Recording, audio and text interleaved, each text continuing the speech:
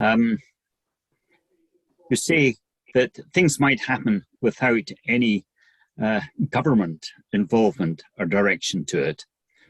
You mentioned earlier, though, my worry is that even without any local democratic involvement in the whole thing, it's a pity that we don't have this evening with us any elected councillors who are able to take this into council chambers.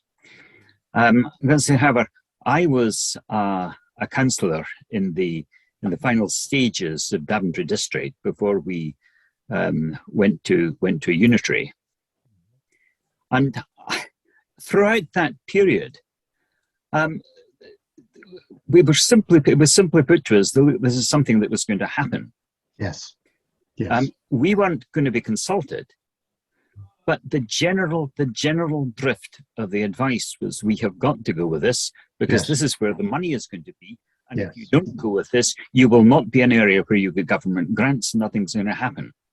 And I rather suspect that the officers and others who were putting that line, it wasn't just that they were conniving with a large project that they didn't really want challenged. I just think that they didn't know any of the arguments that you have put tonight.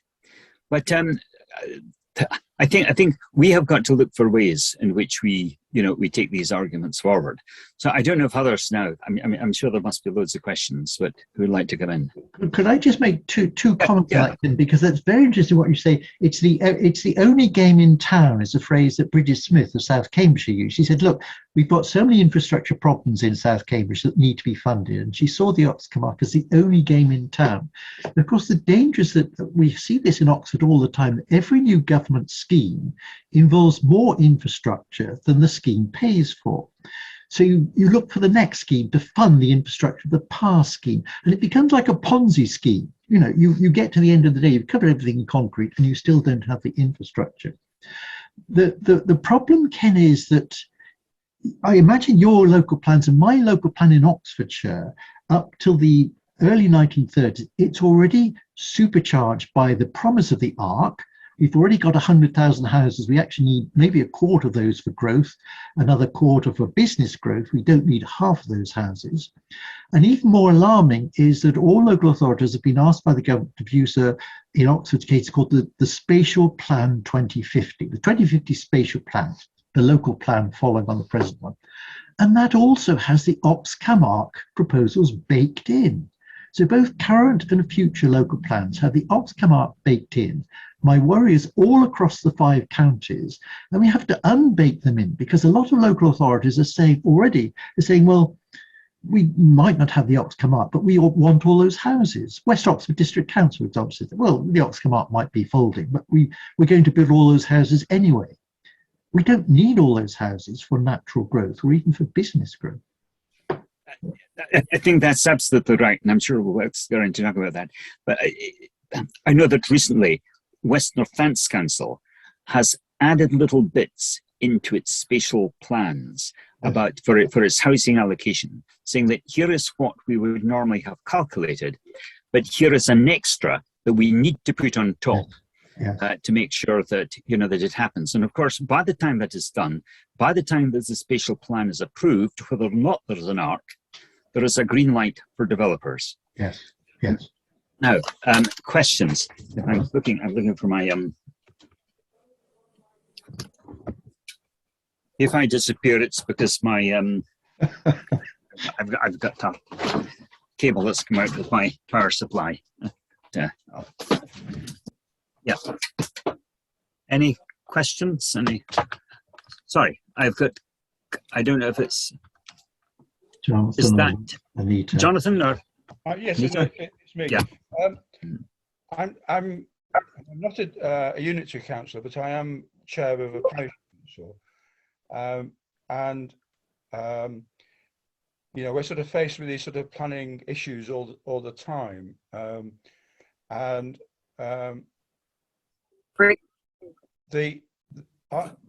By coincidence, my parish clerk is also the retiring chair of West Northants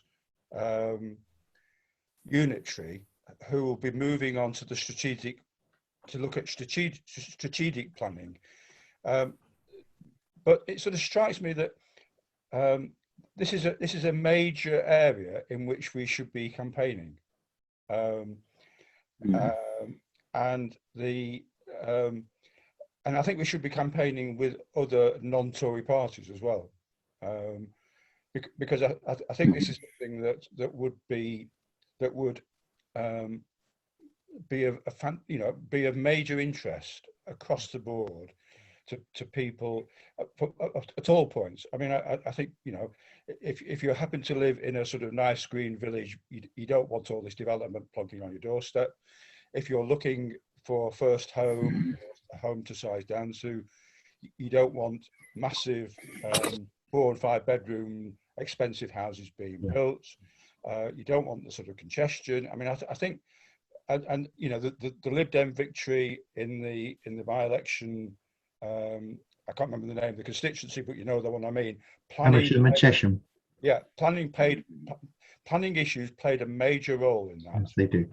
And I think we need to sort of wise up, and I think we sort of, if Labour locally aren't the sort of likely to be the second party, then we need to be working with whoever is going to be the second party to sort of to make the point that these planning issues are crucial to people's well-being, the state of the environment. I think it's a green issue. The state of road transport, the quality of jobs, because it won't be Silicon Valley, even in the sense of high quality, high tech jobs. It'll be warehouses. Yes, indeed.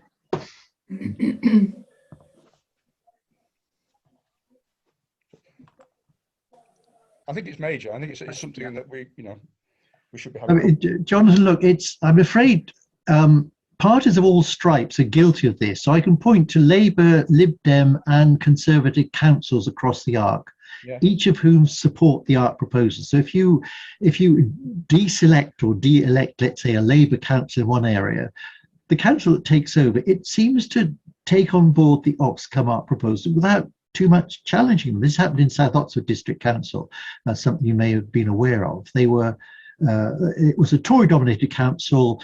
They were overturned, so it became a Lib Dem-dominated, Lib Dem-led council. But because the Tory council had signed up to the high growth agenda, Robert Jenrick was able to twist the arms of the Lib Dem, the new council, saying, look, if you don't support that growth, basically, you might lose your homes. I mean, he was threatening to sue them personally for not passing the housing plan of the previous administration. So David, what would you see as the way forward? I think more publicity. I think get this to be a conversation. I mean, conversations about housing algorithms are more or less impossible to start. But can I give you one example? So, for example, in Oxfordshire's case, we've got a very interesting mixture. Basically, we've got a Labour-dominated town council. It's been in charge for 40 years. It's a very, very high growth agenda council for some reason. And it's exporting its unmet need to the district councils, and they are willingly gobbling up the green belt to do it. And the housing algorithms for the county were produced by a major supplier, GL Hearn, who do a lot of housing requirement calculations. And a local campaign group here called the Charwell Development Watch Alliance was slightly unhappy about GL Hearn's calculations, and they employed a third party called ORS, Something Research Services, based, I think, in Cardiff, that had analysed the growth figures for 75 local councils and shown that at least half of them were wrong. They were over-egging the pudding by a considerable amount. And in Oxfordshire's case, GL Hearn hadn't even followed the official government algorithm to produce a massively inflated housing requirement figure. The ORS numbers were considerably less. So I think one thing we can do is basically to challenge the current growth figures. If you can get a third independent partner, and by the way, ORS has supported something like 37 councils challenging original growth figures, and they've won on those. They've won those challenges. So they are no slouches when it comes to dealing with housing requirements. But we always run up against the problem that the ONS predicts a certain growth figure for a region. And that's essentially, that's the baseline for housing requirements. And then the local authority says, well, of course, that baseline figure isn't enough because we're going to go for growth. We want growth of our industries. And this is when you get sort of fantasy economics coming in, because nobody seems to have a debate on, well, how much growth do we want? How much growth is reasonable for our county or our district?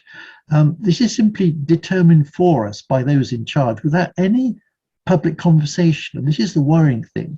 I think none of us, in fact, our own survey showed that none of us would be unhappy if we grew at the average national level, 16% across the nation. You know, nobody wants no growth at all. We're happy that the nation is growing 16% a year, sorry, 16% by 2050, I beg your pardon. And we're happy to accept that level of growth.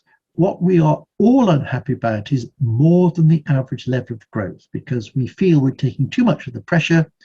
And incidentally, in levelling up terms, of course, as I said before, if one area has too much growth, other areas have too little growth.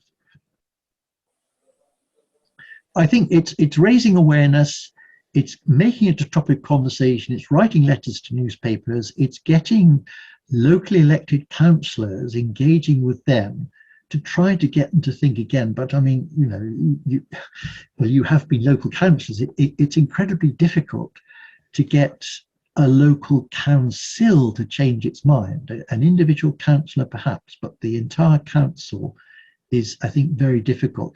And I sympathise with them. They are completely underfunded, and they see government grants as a way of filling in the gaps. But it has never been, and it never will be, sufficient to fill in the gaps. Oxfordshire at the moment has, for example, between a £6 and £8 billion infrastructure deficit. It's produced an infrastructure report, 6 to 8 billion deficit. If we don't do any development from now on, we still need 6 to 8 billion to tidy up the infrastructure we have at the moment, which isn't working. Shirley, you want to come in? Yeah, I'm muted. Yeah, thanks. Yeah, I'm quite surprised and perhaps a little bit shocked when you were talking about the greenwashing with the reports by the RSPB and so forth. Why do you think that is? Why are those organisations I can tell you, I can tell you, Shirley, that we have lots of interesting conversations with both the wildlife trusts, PBOUT in our case, and the RSPB. And their argument is as follows, and I can understand it up to a point. Surely they say, look, if we don't join in, and in their case, joining in is actually advising, but not determining, simply advising the Arc Environmental Group. And the Arc Environmental Group itself is advising, not determining government policy on the Arc. I'll perhaps come back to that in a minute. But they say, look, if we're not sitting around the table, we can't possibly influence events. And our response to that is, well, you don't seem to be having a great influence on events, even if you are sitting around the table, because all the developers want to put all these houses and not considering nature very, very much. And then the sad thing is, Shirley, that when the RSPB especially, they have had some flagship projects with house builders. There's one near Aylesbury called the Kingsbrook Estate. And it's where the RSPB collaborated with Barratt Homes and David Wilson Homes on a development on a greenfield site. And they produced houses. They said, well, we'll have 60% open spaces between the houses. Well, it's normally 40%. And most of the open spaces, in fact, tarmac in this case. And then they did sort of token wildlife friendly things. So they built nest boxes, they had bat roosts, they had swift boxes, they had house martin cups, they made hedgehog highways. I mean, it's the minimal things you can do on a housing development. And the RSPB was very proud of that. Well, actually, what was happening here is that they were allowing nature on development's terms. You know, they said, we're going to have this development, and nature, if it can squeeze through the hedgehog highway, then that's good. What we should be doing is we should be developing on nature's terms. It should be the other way around. Now, this is an incredibly tall order. We all know this, because we have to develop, and development actually does ruin nature. You concrete over an area, greenfield site, and you're going to ruin the wildlife there. But I think we've got it all wrong. So the new environmental law, for example, says that all development has got to be associated with a 10% biodiversity net gain. Now, there's lots of complicated formulae for determining what the biodiversity value is of a field before houses are built and then after they're built, and you've got to compensate for the difference.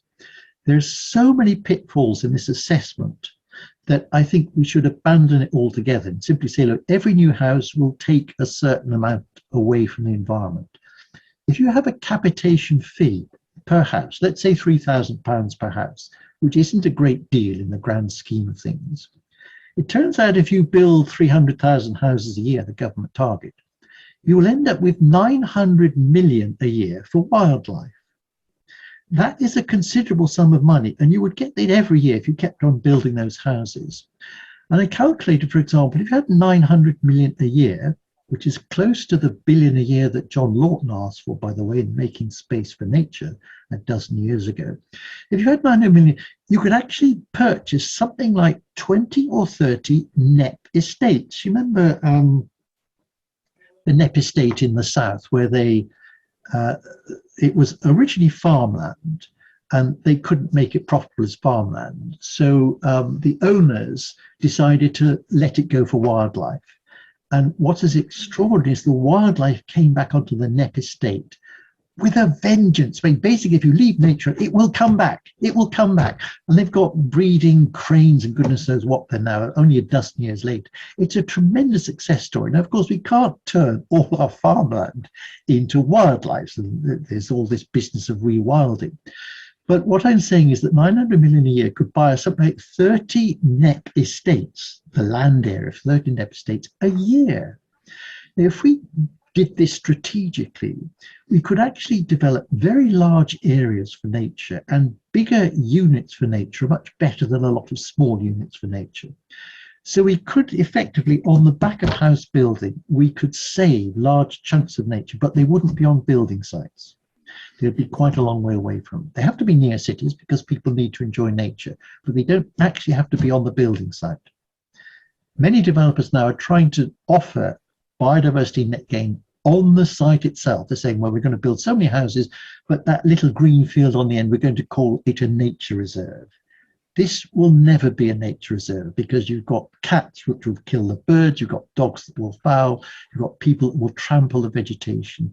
You cannot expect nature to develop on a housing site. I mean, you know, it's unrealistic to expect it. But a lot of people are doing it, and a lot of developers are doing it because it allows them to meet the environment law requirements, the 10% net gain. Anthony, your hand is up, but is that just because it's not down again? Did you have a further question or no? You've got your yellow hand raised, but is that just because it was there from before? Sorry, I'm very conscious about time, but does anybody else want to make a final? We have a website, Stop the Arc. Do have a look. We try to update it. We will put this video on there when you get it with the other videos of our talks. And we try to keep up to date with the information being released. There's a lot recently on Living Up White Paper and various other planning laws that will affect all developments, but especially those across the Arc. Yeah, I did put the link to the website in the invite meeting, so hopefully people have either had a look or will have a chance to have a look afterwards. So that's really helpful. And I think that, yeah, I think that what we need to do is a commitment to you, David, that over the next months we will get back to you on what action we feel that we, as we're a constituency party that only has, we only from Daventry have one councillor who is one Labour councillor in West Northants. But just to make sure that we use whatever influence we have within the party as individual residents to actually to challenge this agenda. Yes. And to make sure that warning is there, that even if Michael Gove in this particular issue might be turning out to be a good guy, that it is still open the door to developers as to do their worst. Pat, did you want to? Thanks. Just briefly. fascinating presentation, David. Fascinating is probably the wrong word. Fascinating and a bit scary, to be honest. Just a thought, in terms of developing the campaign. I mean, you might, I'm sure you've done this already, but in terms of getting the message out to more people, if you haven't yet done it, it may be worth trying to get an invite into schools, colleges in the area, because a lot of school students, post 16 and actually younger, are really into environmental issues, and would be interested in possibly getting involved. So I'm sure you've done it, but look, Pat, we're aware we have to do it. I mean, quite frankly, of course, most campaigns are run by old and crinklies. We have the time, we're retired, and quite frankly, I think we have the concern that the younger generation, they're too busy living their lives. And I can understand that too. I mean, it's certainly true that fewer younger people vote, for example, fewer younger people take part in the survey. We know from our survey and also from the government survey that the proportion of people less than 30 that responded was much lower than average, and the proportion of people over 60 was much greater than their proportion of the real population. But we do need to reach out to students. The trouble with students is that they're only basically on base for 3 years, and they're generally not at their home city or town. So we can raise the interest of overdevelopment, but then they've got to go back to their hometown and say, look, my hometown is being overdeveloped as part of the ARC. I think, especially in Oxford and Cambridge, sorry to be slightly parochial here, but of course a lot of this development is being pushed by the Oxford and Cambridge colleges, who are massive landowners. And they are going to make a killing when their land is built on with houses. I mean, the value of building around Oxford is 5-10 million a hectare, something. I mean, it's an incredible amount of money. And colleges are huge landowners, so they are pushing this. And we have thought about how to get the colleges or the college staff to be concerned about this, because the decision on a college's investment tends to be taken by the head of the college and the treasurer. Now, certainly in Oxford, probably in Cambridge, both of these folk are employees of the college. They're not actually in charge at all. They're employed by the governing body, or the people responsible for the running of the college, which are the teachers, the lecturers, and so on, who are fellows of the college, and who are responsible to the Charity Commission, for example, and mostly charitable organisations, for running the colleges. And if we made these teachers or lecturers aware that what was being done in their name was the destruction of some very beautiful countryside, they might actually sit up and take more notice. But it's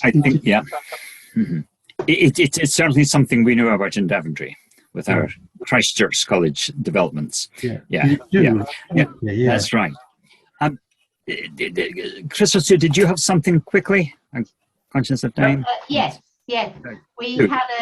We're having several talks at our local library in Long Buckby about sustainable development. So last night it was farming and setting aside an area, quite a large area for wildlife. And it would be quite nice if we could bring this issue in as well at some point. So it's worth thinking, talks in perhaps where you can arrange one. So they were very good. They'd be very good talks. And talks that we could report on and feed back to our local newsletter. That's also true. Yes.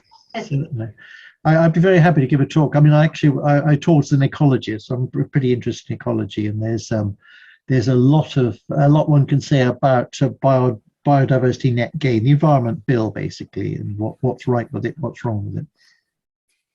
Well, look, David, you've given us a huge amount to think about. I'm only kicking myself for not having done more work and exploring all this back at the times that we had a little bit more leverage on Daventry Council when it existed. But look, we will take these things forward. Yeah. We will look to see what, whatever it is that we can actually do as a Daventry party here, and see what we can do. We're very, very grateful, and we'll keep in touch. Ken, one thing you might consider, I mean, basically Buckinghamshire, the unitary authority, has withdrawn from the Art Leadership Group. Now, they withdrew because as a unitary authority, they had one vote on the Art Leadership Group, and they felt that their future might be decided by people as far away as Ely in Cambridgeshire, the Fens, and they didn't want that. So they formally withdrew from the Art Leadership Group. Now, the government insists that Buckinghamshire is still part of the Oxcam Arc, but the people in Buckinghamshire are saying that we're not, we're not contributing, we don't go to meetings and so on. And it means that Buckinghamshire can determine its own future, it can decide how much growth it wants. And you might think that it might be penalised by the government for doing that, in the sense that we might be penalised for Brexit from Europe, because to discourage the others from leaving Europe, if you like. Bucks might be penalised to discourage others. But I think that given the current chaotic state of the ARC, now might be a good time to push local authorities to withdraw from the Art Leaders Group, just as an indication of the idea, well, look, the Oxcam Arc has failed. We don't want that level of development. We want to determine our own future levels of growth without that being dictated by Whitehall or some bigger group across the Arc. I think that would send quite a strong signal. But I should point out the Art Leadership Group itself is pretty powerless when it comes to major decisions. Well, look, David, thank you very much. We'll certainly be in touch. That has been fascinating, worrying, but at the same time, it sort of offers us a few areas where we can actually see if we can at least get involved in the debate. So thank you very much indeed for that. Thank you, all of you. You're of course welcome to sit for we have technically just got 5 minutes left in our meeting. Apologies, members, if we need to go on a little bit beyond that. You're welcome to say, but we will understand if you feel you've got much better things to do. There may be things you need to discuss that I shouldn't take. I will leave you, Ken. But thank you all for coming and sitting and listening. I really appreciate it. The more we can spread the message, the more impact we can have collectively. Thank you. Thank you very much. Good night. Many thanks. Yeah.